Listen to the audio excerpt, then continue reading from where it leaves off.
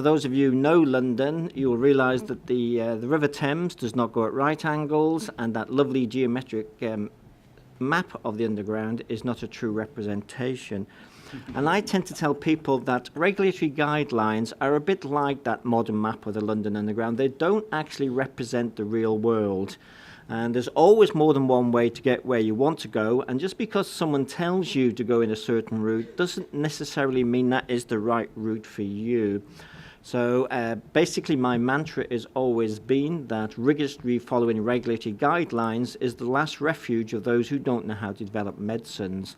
And I strongly advise people never to follow a regulatory guideline when there's a very good scientific rationale not to do so.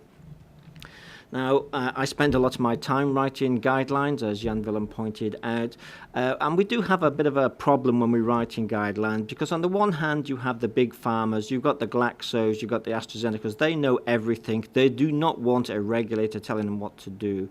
On the other hand, we have people like yourselves, the small and medium enterprises and the academics. You actually have very good science, but you don't know how to develop a drug. You want a guideline that if you follow it to the letter, you will get your drug to the market. So we have to write a guideline that satisfies both parties. Totally impossible, so we write what we want to write, and then we charge you a fortune to explain what we meant in the first place. So there we go. What we do expect is that you keep up to date with science, and all of the studies that you do, all your non-clinical studies, should be well planned, should be well designed, and they should take into account the properties of your drug. Your drug is unique. There is no other drug just like it. And you know your drug, and so you should be designing a non-clinical program that represents your drug, and you shouldn't just be trying to tick boxes. So I'm here to talk about pharmacology. I'm a pharmacologist by training. Pharmacology is my first love, and I'm very glad that the science is now swinging back to recognize that pharmacology is probably the most important part of a non-clinical development program. And you're probably aware that earlier this year there was a clinical trial in France where a patient actually, or a healthy volunteer actually died. And as you've already heard this morning, the EMA instigated two working parties to look into that trial, one looking at the non-clinical program, one looking at the clinical program. And based on our recommendations, we have decided to revise the risk mitigation guideline, and that's what we're going to do. It's supposed to be released for a 3-month public consultation by the end of this year. We are planning a workshop with stakeholders to explain why we decided to revise this guidance, what the guidance actually means. That workshop is planned for early 2017. It will be here at the EMA. And the final guideline should be adopted by the CHMP next year as well. You've already seen some slides on non-clinical development. These are the 4 biggies for pharmacology. ICHM 3R2, which is basically an overarching document all about timings of when you should be doing your non-clinical studies. Doesn't give a massive amount of information on pharmacology, but never mind. There is a safety pharmacology guidance, which Milton touched on earlier on. ICHS 6, the biotechnology guidance, also talks a little bit about pharmacology, and as does ICHS 9, the anti-cancer guidance. So pharmacology can actually be separated into 3 different categories. There is the primary pharmacodynamics, secondary pharmacodynamics, and safety pharmacology. So primary pharmacodynamics, this is the studies on how your drug actually works, how your product works. It's all on the mode of action. It's all on the effects of the substance in relation to what you want it to do. The secondary pharmacodynamics is very often overlooked, unfortunately. This used to be referred to as general pharmacology, and this is basically studies on the mode of action of the substance that aren't actually related to its desired effect. There's no such thing, or there's very, very rarely a product that is 100% specific for what you expect it to do. It's always going to have some side effects. Very often these side effects only come in at higher doses, but this is something that is very, very often overlooked, and we have addressed this in the revised guidance. And as Milton has always told you, safety pharmacology are basically looking at the core organs, really around about exposure in the therapeutic range. So you're looking at effects on the heart, you're looking at effects on the kidneys, sometimes the gastrointestinal tract. We always say that studies should be in a relevant animal model, and this is one of the big downfalls of many people, because you have to be able to demonstrate that your animal model and how this is done includes comparison with humans, looking at the target expression and the distribution and the primary structure of your target. But just because you have a high degree of homology between the animal model and the human model does not mean that you will actually get the same effects in animals in humans. One of the wonderful things about toxicology is that you always have to think and look at your results.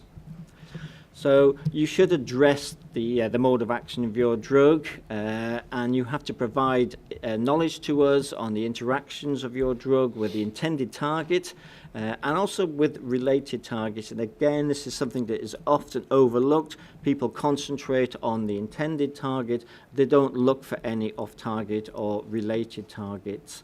And these data will actually help us to characterize the pharmacological effects, and they help you to identify the most relevant animal models.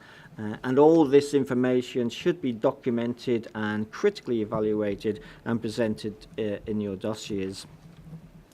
So pharmacodynamics, you're basically building up a profile of what your drug does. You're looking at the binding profile of your drug, or the occupancy to receptors or enzymes. You're looking at what happens if it does bind where you want it to do. Have you got an agonistic effect? Have you got an antagonistic effect? Does it stimulate something? Does it inhibit something? And you have to look at the appropriate cell signals.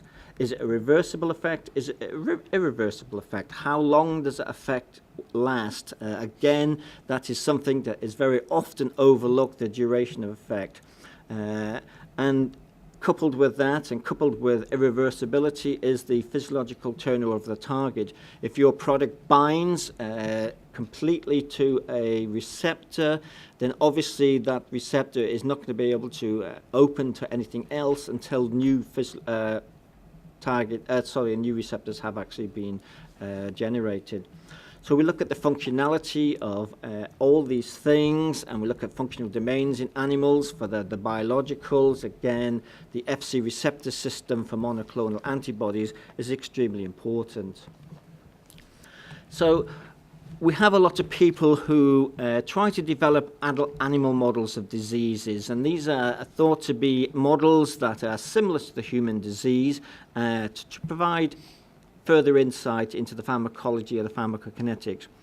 Now, the big problem we have here is that we don't actually know what causes a lot of human diseases. We don't know what causes Alzheimer's. We don't know what causes Parkinson's. We don't really know what causes cancer.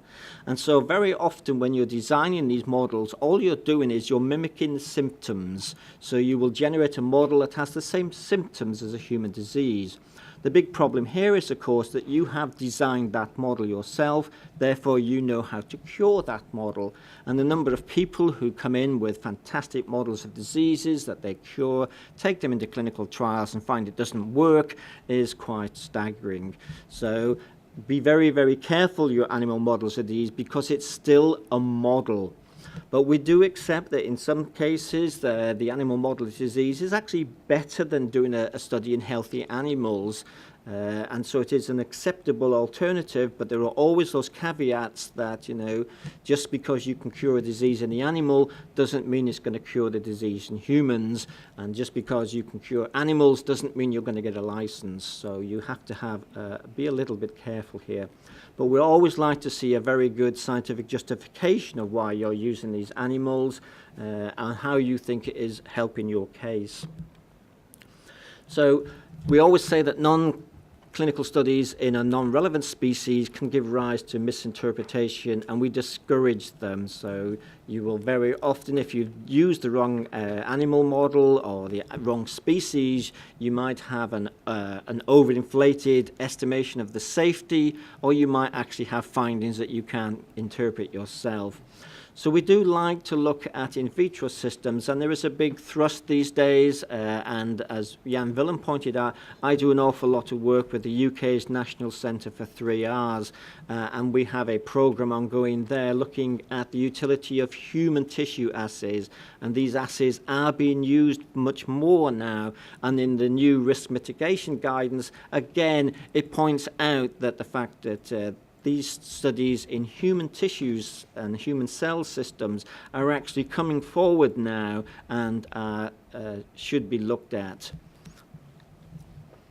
So the other thing to remember is that you will have qualitative and quantitative differences between the biological responses of the product to animals and humans, even if it's hitting the same target in the animals as it's hitting in humans. It might still have a very different effect in the animals than in humans. So this is where toxicologists earn their money in the interpretation of all these products and findings. You can have difference in affinity for the molecular targets, but there can be physical differences in the tissue distribution. Just because you have the same receptor in animals, it might be in a slightly different place, it might be in a slightly different amount there. So all these things you have to look on. At the end of the day, you have to remember that it is an animal. It might be quite close to the human, it might be a mammalian animal, but at the end of the day, it's still an animal. It is not a human, which is again why we do like to see a certain amount of studies in human tissues these days. So if you have evidence of species specificity of action from your in vitro studies with human cells compared to cells from test species, then obviously the value of the in vivo response can be significantly reduced, because if your in vitro data is telling you that your animals are going to be very different to the humans, you have to consider, is there any point in doing an in vivo pharmacology in an animal? But then again, just because you have differences in vitro in human cells and animal studies, again, that is not a guarantee that the in vivo situation will be exactly the same. So again, you need to be using good science all along, knowing the limitations of what you are doing and knowing how to interpret the data that you are generating. So in practice, what this actually means is the more human-specific your product, and a lot of biologicals are very, very human-specific, but we're seeing small chemicals coming through now which have a bigger degree of human specificity. So the more that you use these highly specific studies, then basically the less reliable your non-clinical studies in animals can be. And this can give misinterpretation of PK, misinterpretation of PD. Like I said, you can get a false sense of security. Because very often, if the product isn't actually working in your animals, then you think you have a very safe product to take into humans, but you might be very, very wrong. So you have to use what we call a weight of evidence. You have to look at the whole totality of your data. You look at everything, you integrate it all, the in vivo work, the ex vivo work, the in vitro work, and you integrate all this into the decision-making process. And like I said, the more human-specific your product, the more it is a little bit more difficult for your toxicologists. But just because the risk, you can't actually evaluate it as well as you might do, doesn't mean that there's always going to be an increased risk. So sometimes your very specific human drug will be very specific and very safe. Sometimes there might be a little bit of a higher risk than you might be anticipating. So like I said, and it is very, very important and very frequently evaluated, is the secondary pharmacodynamics. We do like to see these critically evaluated and documented. That is coming out in the new risk mitigation guideline, which we've already talked about. And you might begin to get a little bit pushback from regulators if you have not characterized the secondary pharmacodynamics. And it's not a question of just looking at running it through a quick screen to see what other receptors or whatever other enzymes are affecting. We will want to know what the downstream consequences of any of these off-target effects, if you like, are. So I've already covered this really, but just emphasizing again, we like to see in vitro, we like to see in vivo, even for the secondary pharmacodynamics, we like to see as much data being generated as possible. And even for the secondary pharmacologies, if you're hitting targets that you don't, isn't actually the intention, again, we'll want to know what is the receptor binding, what is the occupation, what is the dose relationships here. And we do like to see dose relationship curves for pharmacology. We don't like to see pharmacology studies done at 2 dose levels and drawing a pretty little straight line between 2 points. We do like to see, have you got unusual shaped? Is it a U-shaped? Is it a bell-shaped? Is it time-dependent? We do like to see sufficient titration steps in your pharmacology to make sure that you are generating the right data. And another thing that is frequently overlooked is repeat dose pharmacology. Very, very often, all the pharmacology studies are single dose studies, and yes, they're very, very useful. They're very, very useful for initial interpretation of effects. But if you're going into a multiple dose study in humans, we will expect to see some multiple dose pharmacology studies. You can either do these as standalone studies, or you can be generating or looking at correct endpoints in your repeat dose toxicity studies. Do not overlook repeat dose pharmacology. Milton has very, very briefly talked about safety pharmacology. I'm just going to say the very, very similar things. There is a very good guidance on safety pharmacology. There is now beginning to a trend of people beginning to believe that actually the animal safety pharmacology studies are not brilliant, the models aren't fine, and we're starting to see certainly human tissue assays coming into safety pharmacology. We're seeing a lot more work on cardiovascular systems using human tissues, and we would encourage that going forward. I'm going to switch track now and come on to pharmacokinetics, as I was asked to do so. Again, pharmacokinetics is addressed in a number of guidances. It is addressed in M3R2. Toxicokinetics is addressed in 3A. There is a Q&A coming out on 3A, as we've already heard.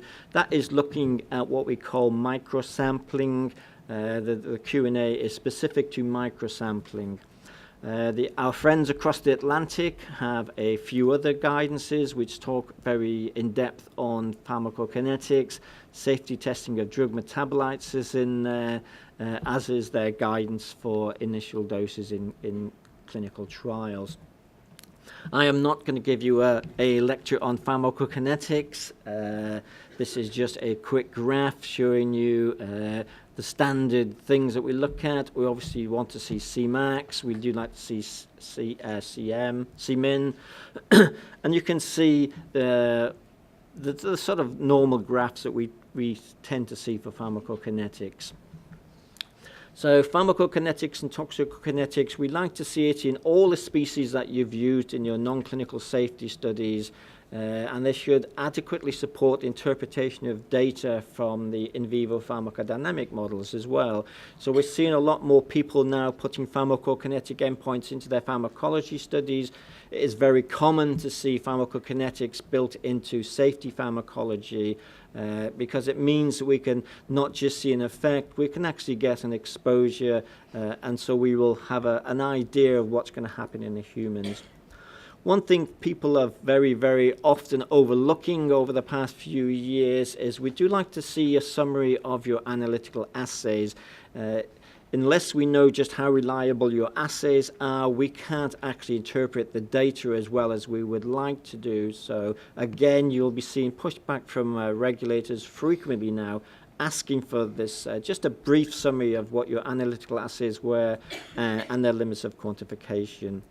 So we like to see systemic exposures at pharmacologically active doses in the relevant animal models. These have to be considered, especially when the pharmacology and the pharmacodynamic effects are suspected to contribute to potential safety concerns. In other words, we want to know the concentration that causes an effect that might not be desirable in humans, so that we can actually start bringing in what we call our safety margins. We do like to see in vitro metabolic data before you go into humans, just again to see if there's anything there that might be giving us a signal. We like to look at plasma protein binding data as well. Again, this is just to help us look at the pharmacokinetic data, just decide just how relevant that is, just to see if there are any things there that we should be looking out for in the clinical trials.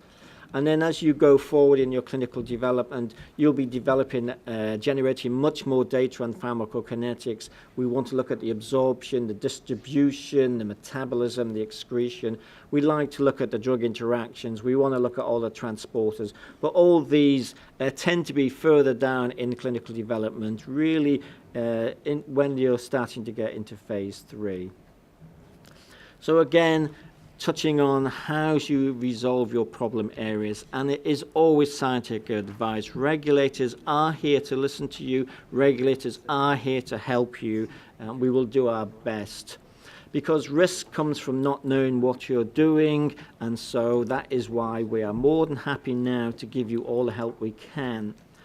Now, not only can you get scientific advice from the CHMP and the PDCO and from EMA itself, most of the member states will also give you scientific advice if you come to them. The thing to remember here is that clinical trials are a national decision. So if you are doing a clinical trial and you're only doing it in, say, France, then really and truly you should be speaking to the French authorities. If it's in the UK, you speak to the MHRA. This is for the early clinical trials. When you get into your bigger clinical trials and you start doing multiple state clinical trials, really and truly you need to go to the CHMP. So for your phase 3 clinical trials, that is when to speak to CHMP. But for phase 1 trials, for those very, very first studies you're doing in humans, you are better off speaking to the national authorities where you will be doing your clinical trials. And as you've already heard, the EMA actually recognizes your unique needs and has an SME office.